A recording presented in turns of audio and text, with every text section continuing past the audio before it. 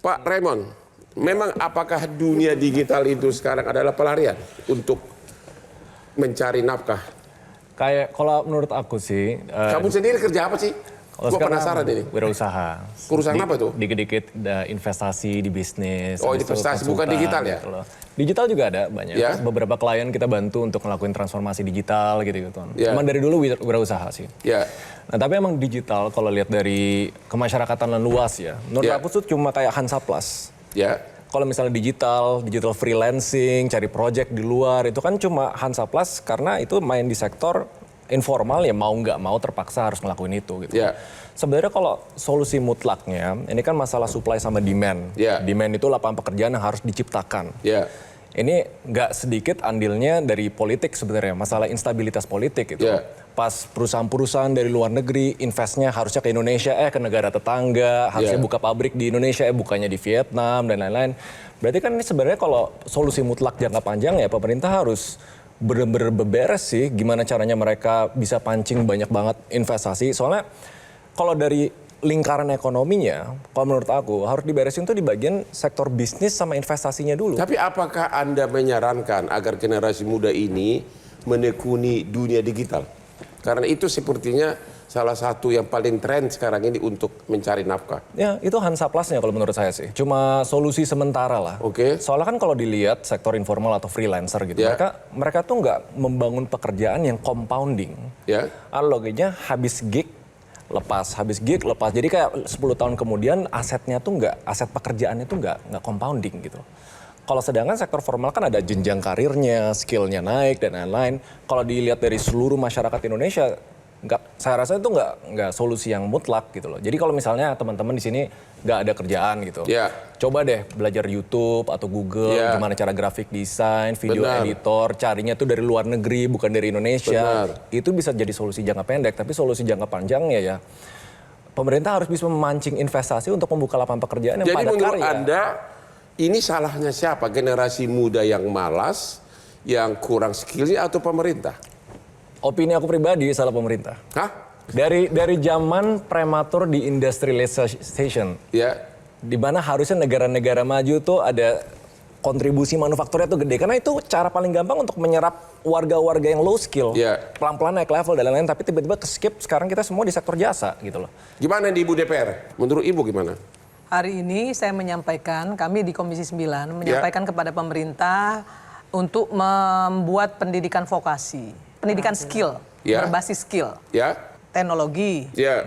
kemudian agriculture, Ya. banyak Bang. Jadi Ya. istilahnya gini, kan kita punya banyak BLK.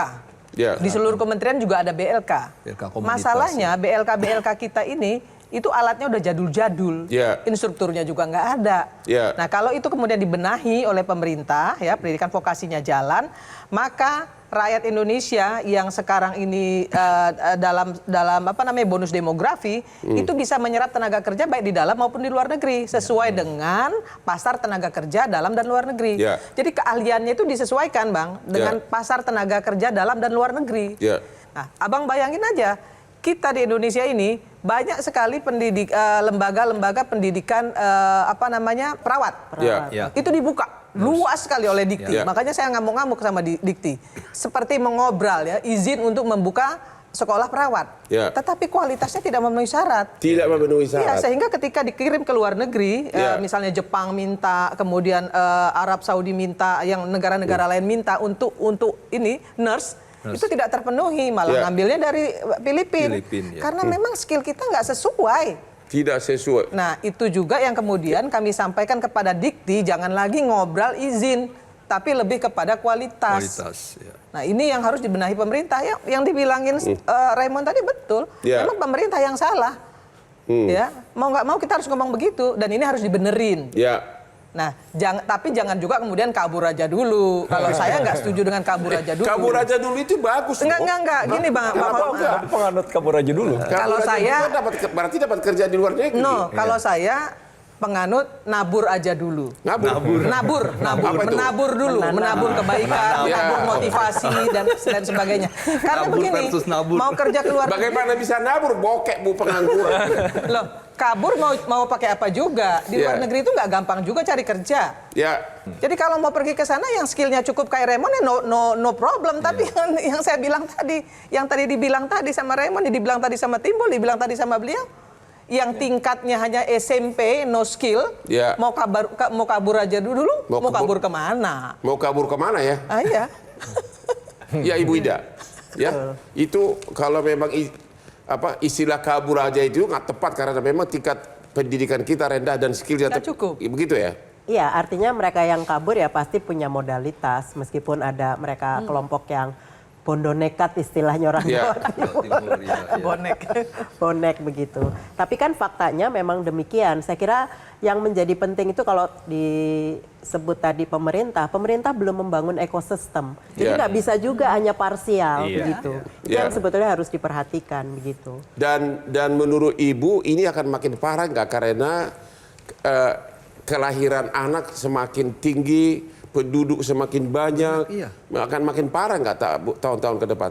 Ya, kalau tidak ada ketegasan pemerintah untuk memulai tadi membangun ekosistem, termasuk kemudian kita bisa mencontoh negara lain, investasinya tuh di sumber daya manusia. Kalau dia sumber daya alamnya terbatas, misalnya seperti itu. Jadi- nah, ini yang harusnya dilakukan. Bonus demografi itu, Bang, nanti bisa jadi disaster demografi kalau dia tidak diolah dengan baik. Jadi pembenahannya itu mulai dari mana? Aku pusing nih.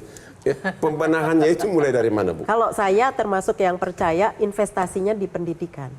Investasi utama. di Iya, pendidikan. kemanusiaannya, Sumber sumber daya daya manusia. manusia. Karena Jadi kan maksud gini, Ibu mau makan gratis dikasih ke pendidikan gitu? Kalau saya lebih melihatnya seperti itu, karena apa? Karena saya tidak terlalu yakin bahwa dengan makan bergizi gratis itu nutrisi akan membaik gitu. Tapi ketika kita mengalokasikan dananya untuk pendidikan, kita bisa invest dalam jangka menengah dan jangka panjang. Ibu Irma setuju? Nggak setuju. Nah, Kenapa begitu? Karena Ya. menurut saya dana pendidikan tuh di Kementerian Pendidikan tuh paling tinggi hari ini. tapi kan dipakai untuk macam-macam tujuan. Nah itu dia, itu yang harus dibenerin Iya. gitu. Bayangin aja, distribusinya nggak sesuai. Benar. Malah banyak Karena dipakai digunakan. untuk tidak fokus untuk pendidikan. Enggak lah, orang dibikin seminar sana, seminar sini. Benar. Ya perjalanan dinas kemana, perjalanan dinas ke sini yang nggak selesai. Coba kalau didistribusikan sesuai. Dan ada guru yang gajinya 600.000 sebulan. Itu dia. Jadi Nah kalau gimana itu bisa semua ya? dibenahi, Ya. pendidikan 9 tahun itu udah bagus, kemudian ditambah dengan adanya beasiswa bagi Tapi duitnya anak-anak dari mana? cerdas. Bukan dipakai untuk makan gratis. Enggak semuanya, Bang. Oke. Kan kita tahu anggarannya. Saya di DPR tahu anggarannya Tapi kan seperti apa. pendidikan Bu Irma termasuk yang didesentralisasi.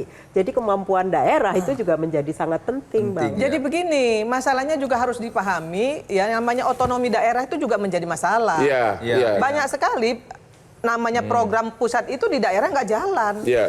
Karena Nah. memang pendidikan, kesehatan itu kan kalau mengacu pada Undang-Undang 23 tahun 2014 adalah urusan pemerintah yang sifatnya konkuren. Konkuren, iya. Pemerintah pusat dan, Dan pemerintah pemerintah daerah. daerah. Nah, sekarang kan persoalannya adalah misalnya makan siang bergizi ini baik, penting iya, tapi harus tepat sasaran. Betul. Nah, alokasi yang tadinya kan nggak mungkin juga kelompok masyarakat anak-anak menengah ke atas dikasih lagi. Ya.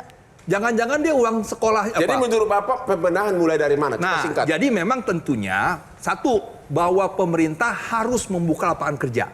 Nah, lapangan kerja yang akan dibuka kecenderungannya adalah yang berorientasi pada teknologi.